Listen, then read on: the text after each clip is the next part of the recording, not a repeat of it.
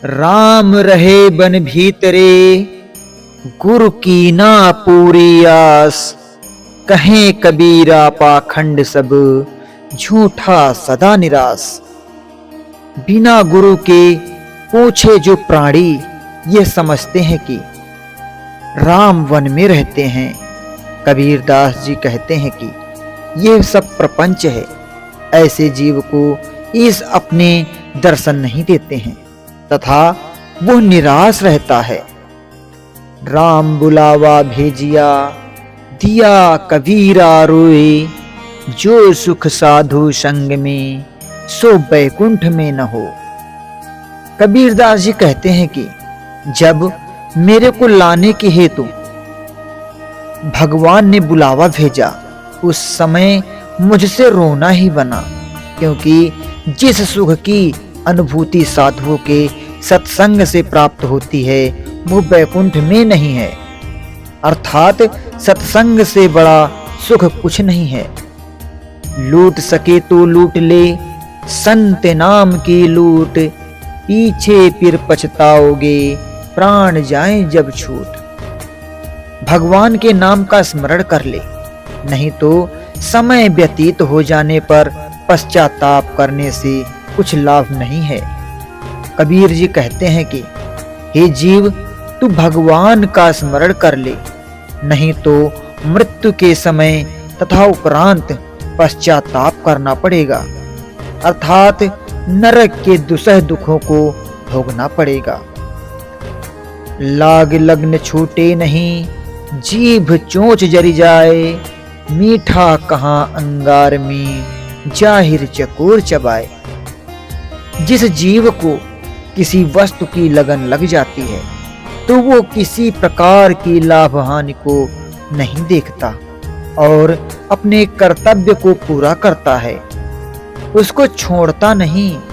जिस प्रकार की चकोर अंगार को खाता है, यद्यपि अंगार कोई मीठी वस्तु नहीं है, तो भी चकोर उसका सेवन करता है। इसका अर्थ यह है कि जिसका हृदय भगवान भक्ति में विलीन हो जाता है, तब वो संसारिक किसी वस्तु की हानि की कुछ चिंता नहीं करता है और ईश्वर के प्रेम में मग्न रहता है। लघुता से प्रभुता मिले, प्रभुता से प्रभु दूर। चींटी ले शक्कर चली, हाथी के सिर धूर। कबीर दास जी कहते हैं कि लघुता से प्रभुता मिलती है और प्रभुता से प्रभु दूर रहते हैं। जिस प्रकार छोटी सी चींटी लघुता के कारण शक्कर पाती है और हाथी के सिर पर धूल पड़ती है। सीलवंत सबसे बड़ा, सब रत्नन की खान। तीन लोक की संपदा, रही सील में आन। शील स्वभाव का मनुष्य सबसे बड़ा है और शीलता संपूर्ण रत्नों की खान में उत्तम है। शीलता तीनों लोगों का धन है और शीलता से संपूर्ण कार्य सिद्ध होते हैं। वस्तु है ग्राहक नहीं, वस्तु सोगर अनमोल। बिना कर्म का मानवा, फिरता डामाडोल। ज्ञान जैसी अमूल्य वस्तु तो उपस्थित है, परंतु उसको कोई लेने वाला नहीं, क्योंकि ज्ञान बिना सेवा के नहीं मिलता और सेवा करने वाला कोई नहीं है। इसलिए कोई भक्ति और सेवा कर सकता है तो ले सकता है।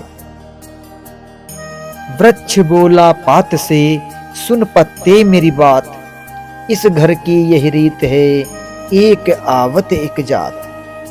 वृक्ष पत्ते को उत्तर देता हुआ कहता है कि हे पत्ते, इस संसार में यही प्रथा प्रचलित है कि जिसने जन्म लिया है वो अवश्य मृत्यु को प्राप्त होता है। वैद मुआ, रोगी मुआ, मुआ सकल संसार। एक कबीरा ना मुआ, जह के राम आधार।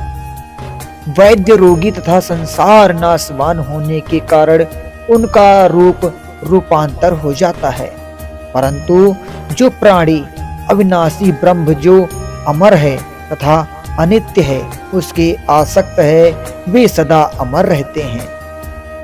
साधुन के सत्संग से थर थर कांपे देह, कबहूं भाव कुभाव ले मन मिट जाए स्नेह। मन के भाव और कुभाव से उसका प्रेम नष्ट हो जाता है तथा साधुओं के संग से शरीर थर थर कांपता है। ये कंपन पाप प्रवृत्तियों को कारण होती है, अर्थात सात्विक भाव के मन में उत्पन्न होने पर बुरे भाव की सने सने कमी हो जाती है और अंत में उनके लिए हृदय में स्थान शेष नहीं रहता।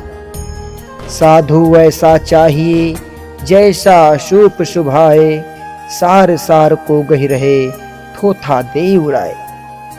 साधु का स्वभाव सूप के समान होना चाहिए, जिसके कारण वो सार वस्तु ग्रहण कर ले एवं व्यर्थ की वस्तुओं को त्याग दे। संगति सो सुख्या उपजे, कुसंगति सो दुख होए, कह कबीर तहाँ जाइए, साधु संग जहाँ होए। अच्छी संगत से सुख प्राप्त होता है एवं कुसंगत से दुख। अतः कबीर दास जी कहते हैं कि उस स्थान पर जाना चाहिए कि जहाँ साधु संगति की प्राप्ति हो। साधु गांठ ना बांधई, उदर समाता ले, आगे पीछे हरि खड़े, जब मांगे तब दे। सज्जन अपनी आवश्यकता अनुसार वस्तु का उपयोग करते हैं, वो गठबंधन नहीं करते। उन्हें सर्वव्यापी भगवान पर विश्वास होता है, क्योंकि वो मांगने पर प्रत्येक वस्तु को देता है। सुमिरन से मन लाइए, जैसे कामी काम, एक पलक बिसरे नहीं, निस दिन आठो याम। कबीरदास जी कहते हैं कि जिस प्रकार कामी मनुष्य अपने काम में प्रवृत्त रहता है, अपनी प्रेमिका का ध्यान आठों पहर करता है, उसी प्रकार हे प्राणी तू अपने मन को भगवत स्मरण में लगा दे। सो दोस्तों, आज की वीडियो आपको कैसी लगी? उम्मीद करता हूं कि वीडियो पसंद आई होगी। अगर वीडियो पसंद आई है तो प्लीज आप वीडियो को लाइक करें, साथ ही हमारे चैनल को भी सब्सक्राइब करें।